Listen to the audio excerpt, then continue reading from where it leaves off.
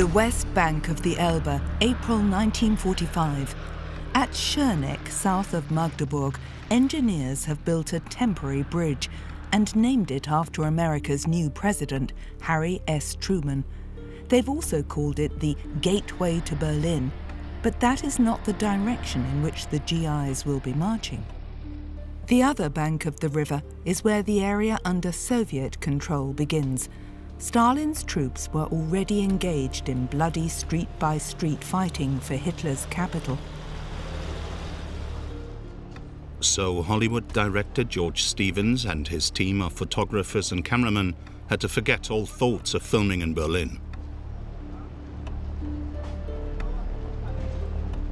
Following the celebrations at Torgau, Stevens had received new instructions. He was to head south, where the 99th Infantry Division was on the verge of liberating Dachau concentration camp. It was to be his worst experience of the war. Dachau was where I learned about life.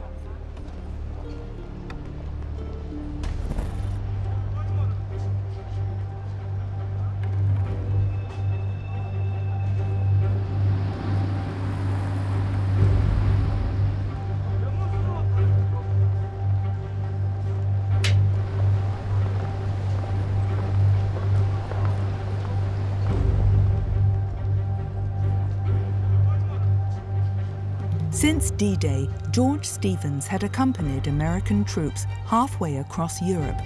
He had witnessed the liberation of Paris and the defeat of the Wehrmacht. In his equipment, Stevens had 16mm color material, which lent an oppressive authenticity to the scenes he filmed. As an experienced Hollywood director, Stevens knew the magical effect of pictures all too well.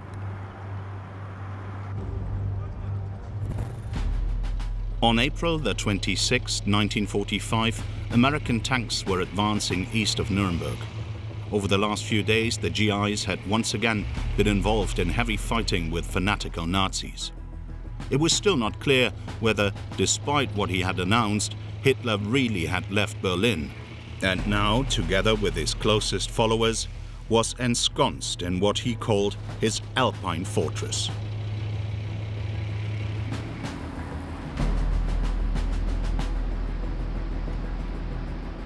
At this time, camera teams with Special Film Project 186 were in action in Nuremberg. They too were using 16mm color film. Their brief was to document the successful story of the US Air Force in the fight against Nazi Germany.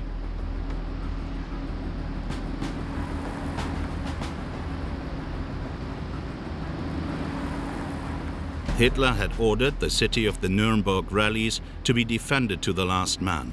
But on April the 20th, Nuremberg finally fell. Its inhabitants looked to the future, to the new era under American occupation. But their traumatic experiences remained unforgotten.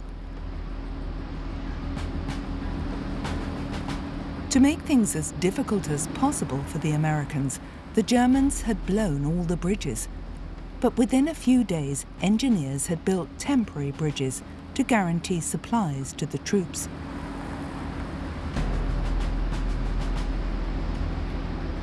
The fighting was fierce, even in the suburbs of Nuremberg. But in the city centre, order had totally collapsed. On April the 12th, 1945, journalist Franz Nadler wrote in his diary, "Nuremberg is dead. There is no light and no electricity. There is no gas and virtually no water. There is untold misery, unspeakable hardship. So many people are sick or dying. But there are only few doctors. There are no coffins for the dead, no hearses to collect them." An automatic camera filmed Nuremberg from the air. Allied bombing raids had caused massive destruction. Around 90% of the city lay in ruins. More than 8,000 people had been killed. The many days of urban warfare had made the situation in the city centre even worse. Historic buildings that had been spared over the last few months had now collapsed. April the 26th, 1945. In the shadow of the ancient city wall, a boy in short trousers stands out. Like many other youngsters his age, 12-year-old Friedrich Erhard was searching the rubble for anything of use. He and 4 friends then posed for the US Air Force cameraman. Throughout the city, the victors' rules were announced by microphone. One of the first measures was to impose a curfew from 6 p.m. to 7 a.m. During this time, no one was allowed to set foot outside their home without permission. The military police were ordered to shoot anyone who had no permit or tried to hide or escape.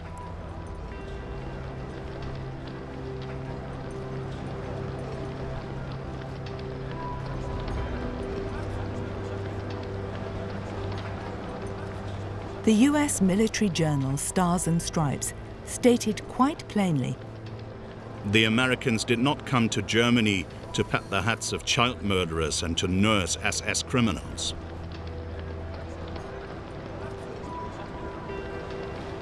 In line with a policy of non-fraternization, GIs were forbidden to have any contact with Germans.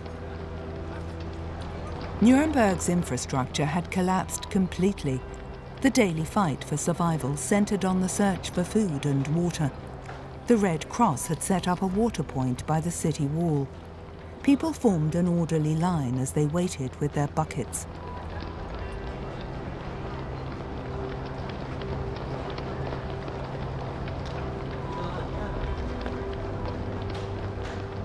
"10 days before, there had been chaos here with wanton looting. The whole area," Fritz Nadler wrote in his diary, "had become one vast and shoddy store."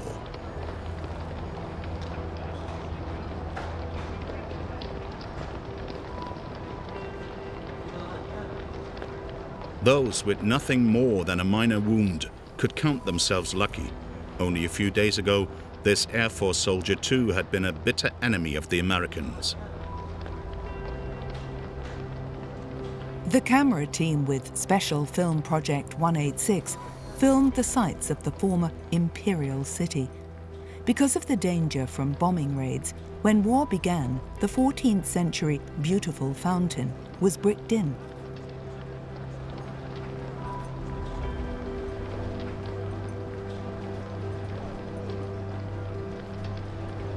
On April the 20th, 1945, the Americans had given the Gauleiter, the district leader, an ultimatum.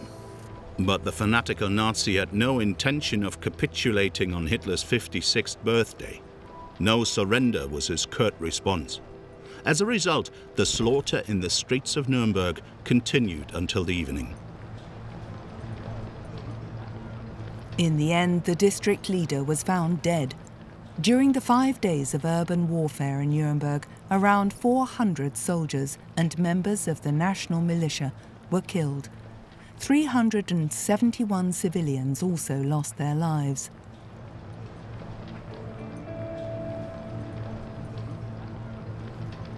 This is how an eyewitness described the desperation during the siege of Nuremberg. In bunkers and cellars, people sat pressed together. Pale, sick, passive figures. Totally exhausted, they just stared at the stretchers where a wounded lay.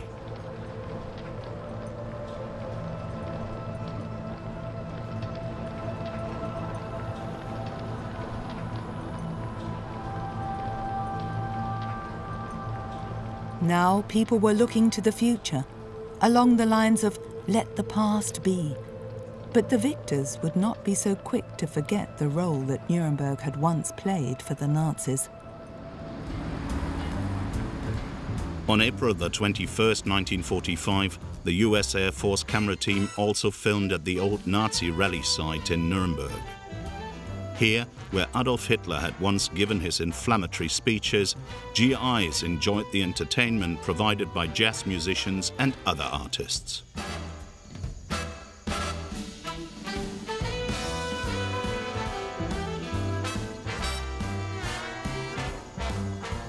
It wouldn't be long before many Germans would also be gripped by this feeling of being alive. Swing instead of military music, the ultimate defeat of the Nazis' murderous ideology.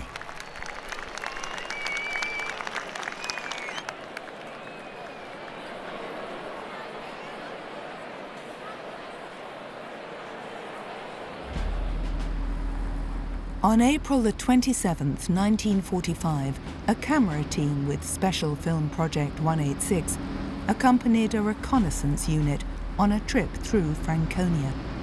The soldiers were looking for a suitable site for a new airfield for the US Air Force.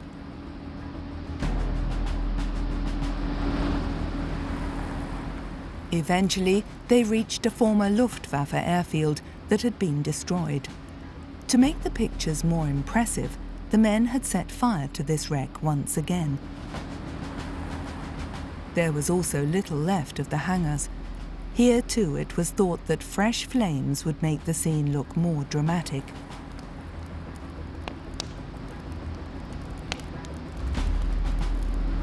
It is not known whether the reconnaissance unit finally chose this location as the site for a new US airfield.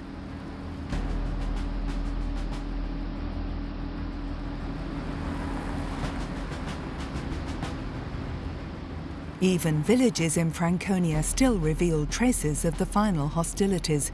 Here, a tank barrier has been cleared away.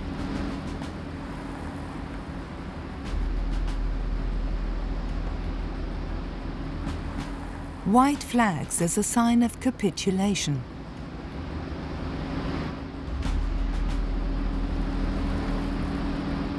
Here, a GI is interrogating Germans who have surrendered. With hardly any Wehrmacht troops still fit for action, old men and children were supposed to defend their villages.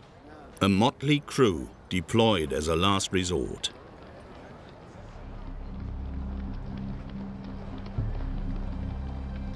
Even the Chief of Staff of the notorious SS Army Corps, which in the first 3 weeks of April had still put up fierce resistance in Franconia, admitted later that because of American military superiority and our total own exhaustion, we were scarcely in a position to offer serious resistance.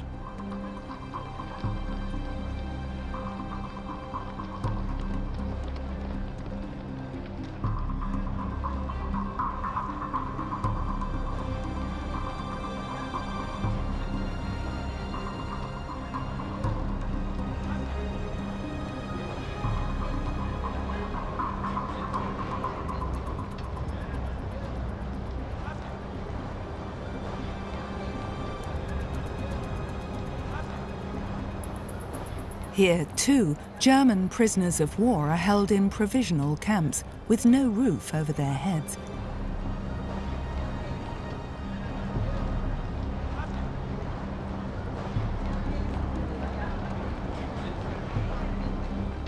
The cameraman's notes do not tell us why these men in civilian clothing were also interned. They had probably drawn suspicion to themselves or belonged to the Nazi Party. The Americans were still afraid of partisan activity by units in civilian dress. The werewolves, as they were known, who could mount attacks in the occupied areas.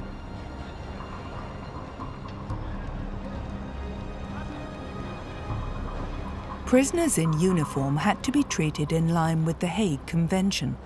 One of its stipulations was that prisoners of war be allowed to write to their families. But in the weeks and months that lay ahead, it would be impossible for the US military authorities to deliver letters in a totally devastated Germany. So for a long time, wives, parents and siblings had no idea whether their husbands, fathers, sons or brothers had survived the war.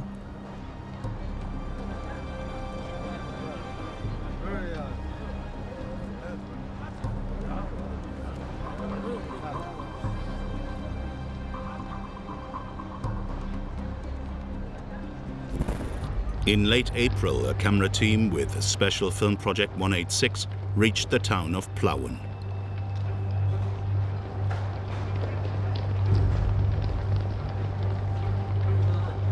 Plauen had been a National Socialist stronghold even at an early stage. This is where the precursor of the Hitler Youth movement was founded, the organization which systematically steeped Germany's young generation in hatred and fanatical militarism. An entire generation was exposed to the lunatic ideology of the Nazis, at home, at school, and in youth organizations. Years of brainwashing that could not be expunged from one day to the next. In late February 1945, Plauen was one of the main targets for British and American bombers. When the US Air Force team filmed in Plauen, a good 80% of the town centre lay in ruins. More than 2,300 people had been killed in the bombing raids.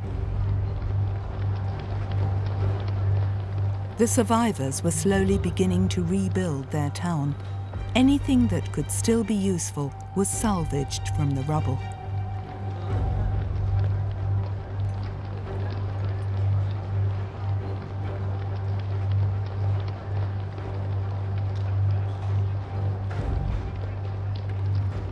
The cameraman took particular care to film the ruins of this building.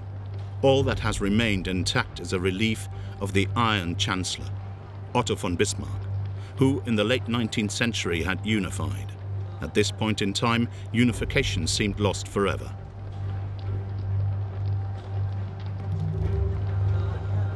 The cameraman also took the first ever color pictures of the rubble women, as they were known. Women engaged by the American occupying forces to do clearance work. All women between the ages of 15 and 50 had to report for duty. They were paid for their efforts in the form of better food rations. In the midst of all this desolation, a picture was taken which symbolized hopes of a brighter future. It shows an American soldier in Plauen giving a small boy some chocolate.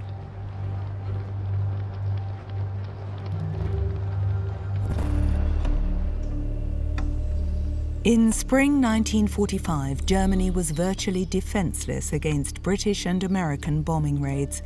Even the anti-aircraft batteries, which were usually located outside the towns, had little impact. In late April, a US Air Force cameraman filmed a flak emplacement somewhere in a part of Germany that was already occupied.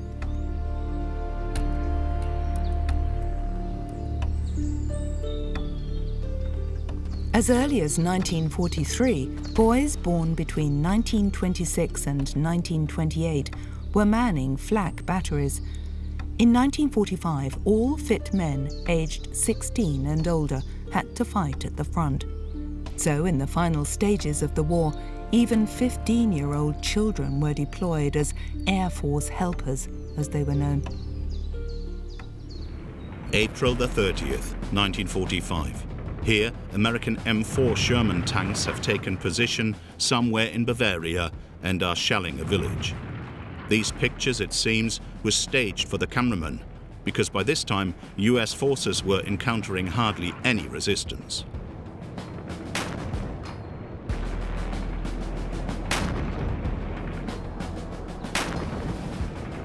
In all likelihood, the buildings on fire only served as practice targets.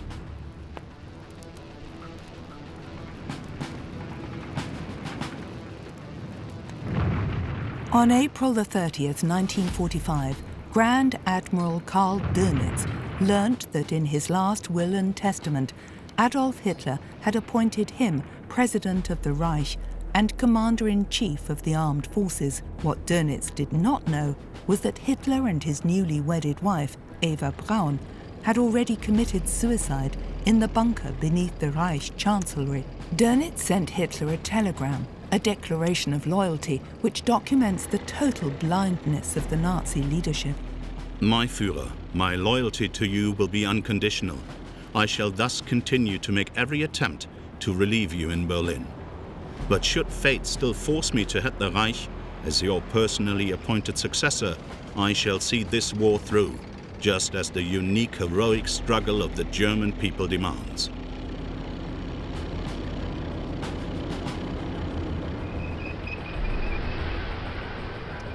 The American tanks could only progress slowly in difficult terrain. Their goal was the so-called Alpine Fortress. General Eisenhower was still afraid that the enemy's political and military leadership had absconded to Upper Bavaria and was entrenched in the mountains. If the Germans were allowed to establish this fortress, they would possibly force us into a prolonged guerrilla war.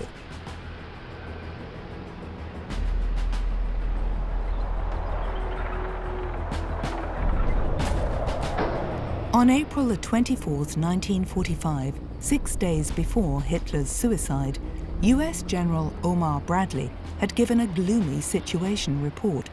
He told a parliamentary delegation from Washington, "The war against Germany may last another year."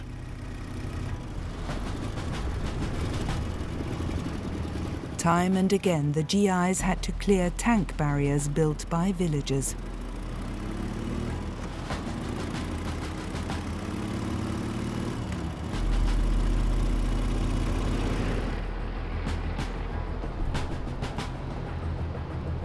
The terrain was not suitable for the use of heavy weapons. Narrow mountain roads and bridges made progress difficult.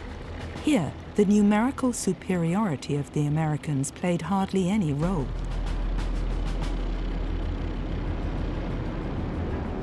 While the Red Army was conquering Berlin in bloody urban warfare, American elite troops were making their way along peaceful mountain roads and through idyllic alpine villages in search of German bunkers and fortifications.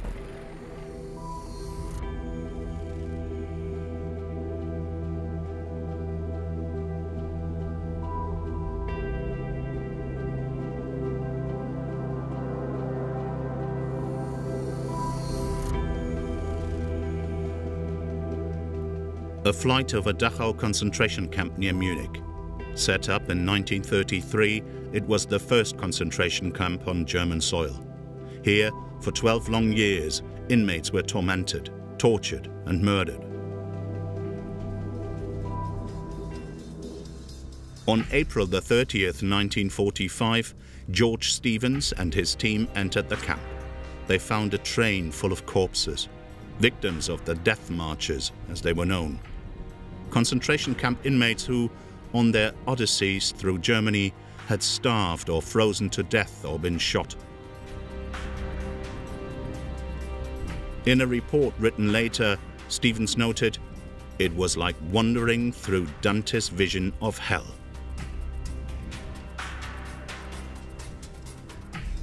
US troops had reached the concentration camp north of Munich the previous day and liberated over 30,000 prisoners.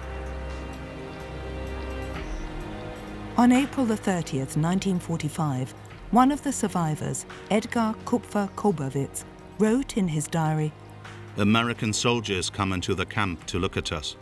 A group of them were taken to a block. In the washroom lay the corpses of 50 inmates who had died of starvation or exhaustion. When one of the officers saw the bodies, it brought tears to his eyes. It is strange to think that a man who had been in a battle and seen so many corpses, an officer in the middle of a war, should weep at the sight of our dead. But I know that. I know what our dead look like. The sight is so shocking that even the tears of a warrior are understandable."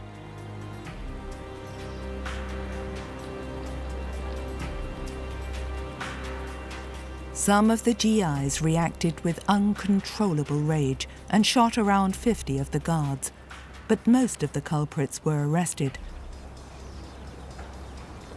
George Stevens' team filmed the SS tormentors, who now claimed that they were nothing more than insignificant underlings who had only been obeying orders.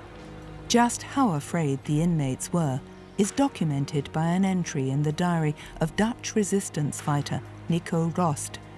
A day before the camp was liberated, Rost wrote, 6:30 a.m.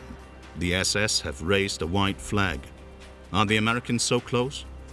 Will the SS, who have remained, hand over the camp without a fight and kill us first? I don't even trust the SS's white flag. Why do they still threaten us with their machine guns? No, the SS will always be the SS until they are destroyed.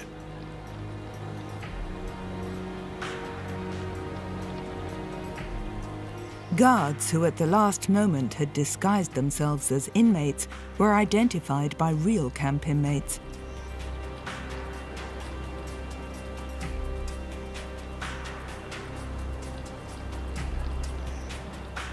Members of the SS could also be identified by the tattoos on their arms, which indicated their blood group. This man really was an inmate. The number tattooed on his lower arm proves it.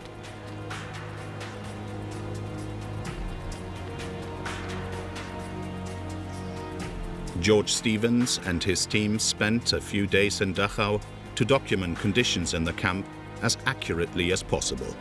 One major problem in Dachau was the risk of an epidemic breaking out. Former inmates helped with the delousing. To feed the survivors, the Americans brought bread to Dachau from their army supplies. But even after liberation, many inmates still died as a result of their suffering.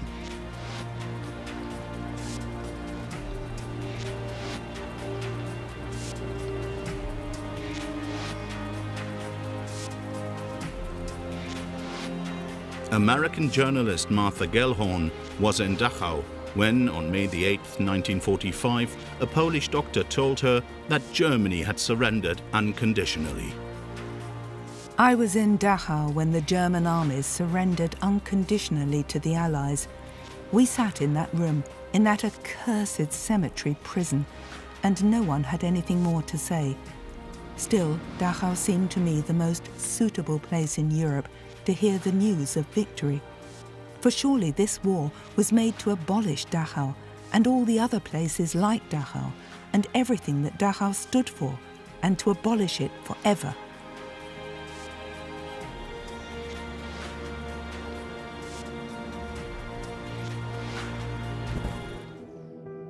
A flight over Munich, the capital of the Nazi movement. Here, the Second World War ended on April 30th, 1945, the day Adolf Hitler committed suicide in Berlin. US troops occupying the Bavarian capital met with little resistance.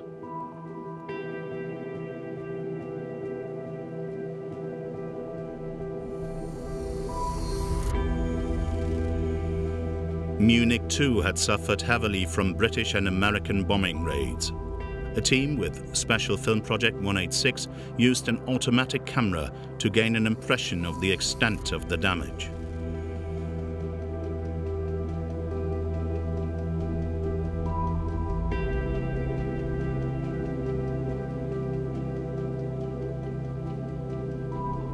One Air Force cameraman in Munich was interested not so much in living conditions in the city as in its political past.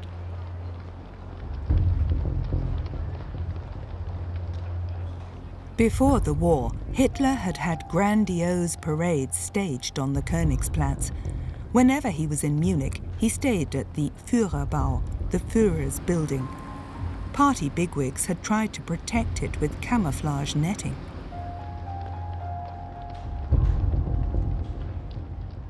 The Prince Karl Palais, until 1933, the official residence of Bavarian presidents, was deserted. Under the code name Pheasant Hunt, patriotic forces had called for resistance against the Nazis. But only a few of Munich's citizens reacted. Even with the Americans at the gates of Munich, Hitler's governor of Bavaria also refused to lend his support to the movement, which was brutally crushed. In the end, Munich was taken without a fight.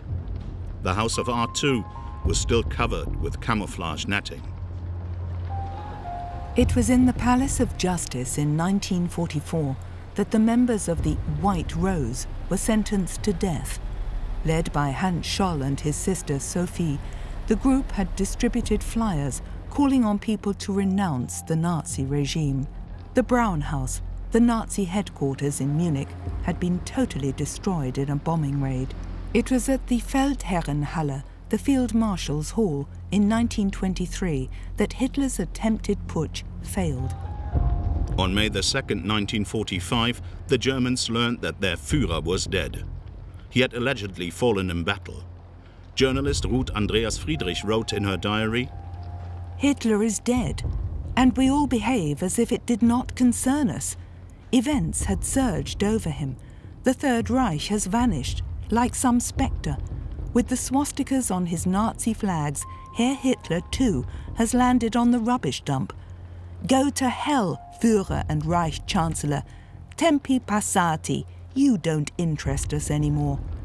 In negotiations with the Americans, Munich's Cardinal, Michael Faulhaber, tried to improve living conditions for the city's inhabitants.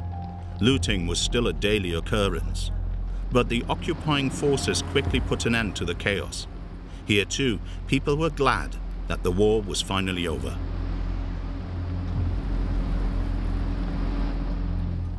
All that was left of the Hofbräu house was the facade. It was in this world-famous tavern that Adolf Hitler's career as an inflammatory orator began.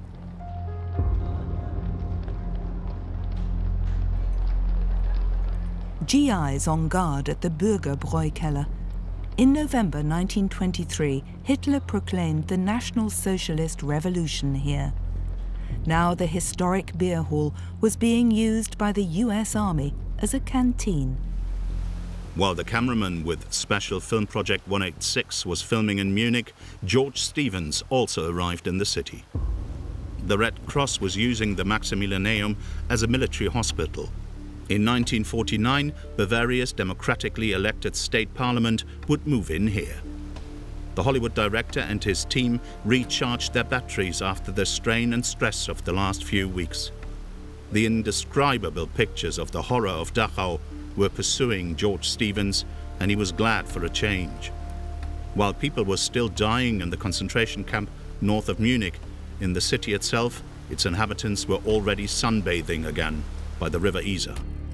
Stevens and his team also visited the holy sites of the Nazi regime, like the Braun House, which now lay in ruins, and the Königsplatz, with the Temple of Honor, which housed the ostentatious sarcophagi of those killed in the attempted putsch of 1923.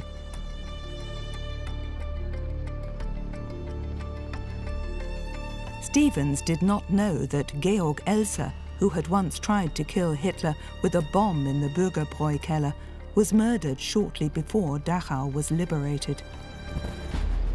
From Munich, US Air Force camera teams drove south and west along Hitler's autobahns.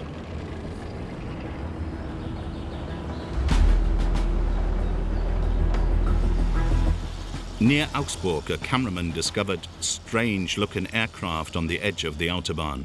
They had obviously been parked there to avoid enemy bombing raids. Now the wrecks were just scrap metal. But as wonder weapons, these Me-262s had been expected to change the course of the war.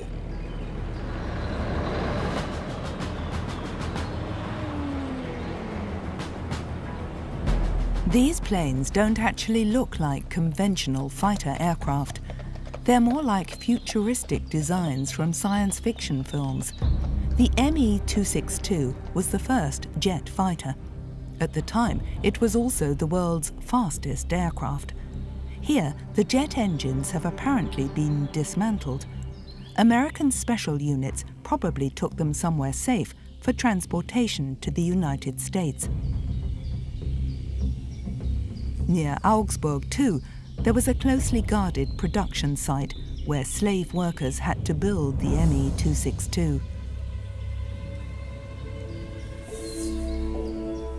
A camera team with Special Film Project 186 has reached Berchtesgaden. On May 4, 1945, the town surrendered to the Americans without a fight.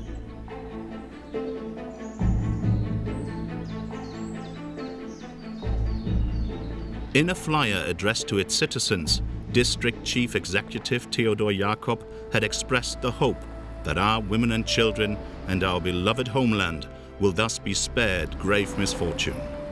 Nevertheless, the first few days of American occupation were marked by assaults and even rapes. But the US military administration finally got such excesses under control.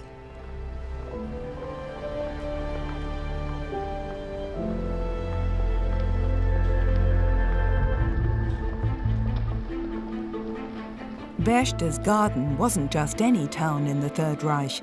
Located close by was the Obersalzberg, Hitler's mountain retreat, which was clouded in secrecy.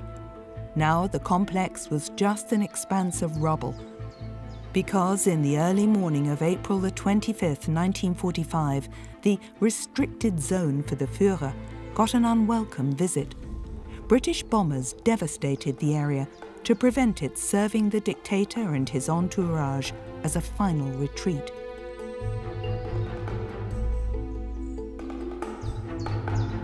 By now it was clear to the Americans that they had been fooled by a propaganda lie, as General Bradley later openly admitted. The Alpine fortress took on such an exaggerated form that I wonder how we could be so stupid as to believe it.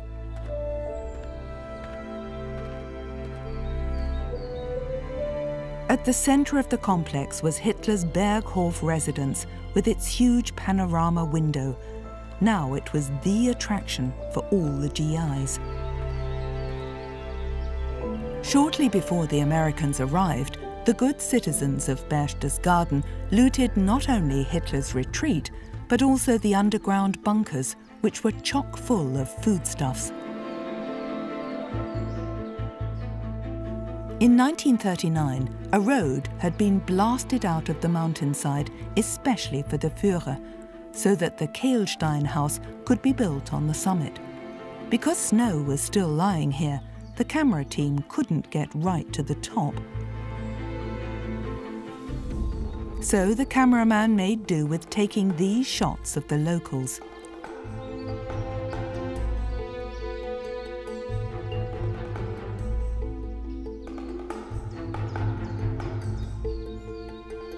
It wasn't only Hitler who enjoyed a domicile on the Obersalzberg. Other important Nazis also had their own villas here. Near Berchtesgaden, American troops discovered an abandoned freight train fully laden with art treasures. The valuable sculptures, paintings and tapestries had all belonged to Hermann Göring. Hitler's second in command had greedily snatched up works of art from all over Europe and kept them at his estate near Berlin.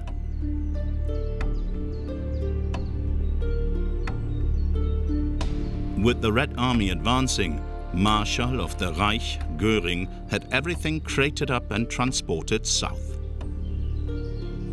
But he could no longer take delivery of his art collection because on April the 23rd, 1945, Hitler had removed Göring from all his offices and had him placed under arrest. The stolen works of art were seized by the Americans and later returned to their rightful owners. On May the 5th, 1945, a camera team with Special Film Project 186 reached Linz. By now, the Wehrmacht had capitulated here too.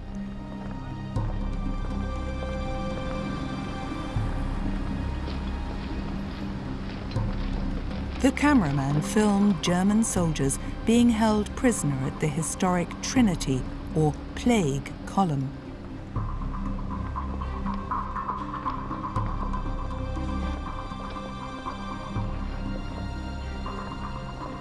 In Linz, too, the spectre of Nazism had vanished as if nothing had ever happened. But German and Austrian soldiers, who for 6 years had enthusiastically followed Hitler on his criminal path, were now bearing the consequences.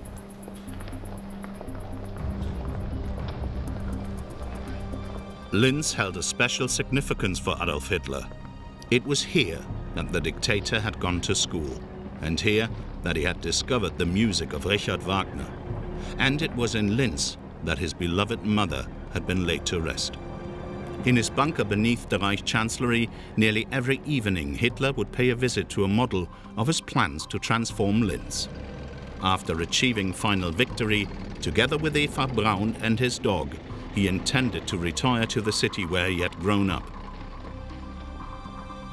But in May 1945, that was the last thing the people of Linz wanted to hear. All that mattered now was their relationship with their new masters. The city's last defenders were marched off to American prisoner of war camps. On May the 5th, 1945, the commander-in-chief of the German armed forces, Admiral Karl Dönitz decided first of all to end hostilities against the British.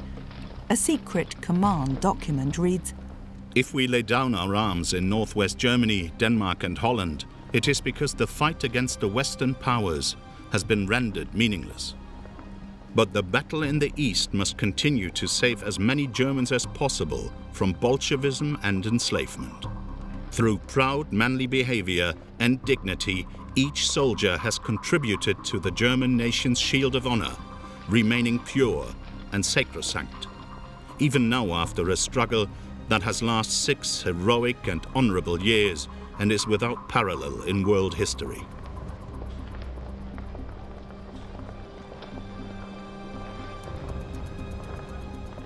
Naturally, no mention was made of the countless crimes which soldiers of the Wehrmacht had committed or been complicit in. This cynical attitude, tantamount to historical amnesia, clearly corresponded to the attitude of most German soldiers. On May the 5th, a German soldier who was supposed to fight against the Red Army near Görlitz wrote in his diary, "In the West, there is already a ceasefire. The end is near. The most bizarre rumors are doing the rounds. They say that the Americans will release our prisoners and rearm them in order to drive the Bolsheviks out of Germany, because our homeland must be liberated. Some of us still hope for a new offensive, but most of the troops want it to end. However, everyone is prepared to fight on immediately if it means joining forces with the Americans against the Russians. Then it will not matter how much longer the war lasts."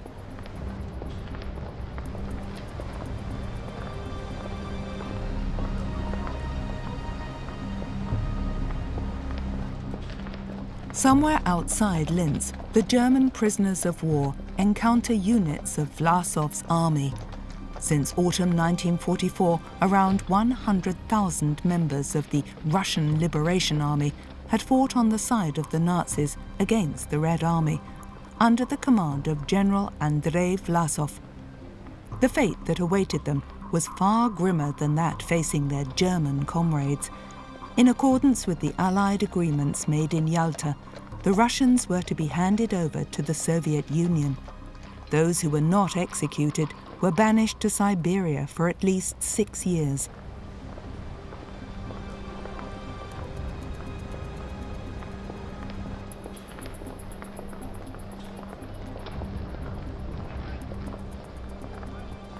On the evening of May the 5th, 1945, author Erich Kästner noted in his diary, "Depression is turning into irritability. Everyone is making someone else responsible. Everyone is blaming everyone else. And everyone is excluding just one person from this blame, themselves. Why are people irritable? Because they are surprised? But how can they be surprised? Did they actually believe the deception? Did they really confuse the outrageous rhetoric with facts? No one can be that stupid. You can only pretend to be. Now they are pretending to be surprised. In other words, they are playing dumb again. They would rather be thought of as a complete idiot than as a scoundrel."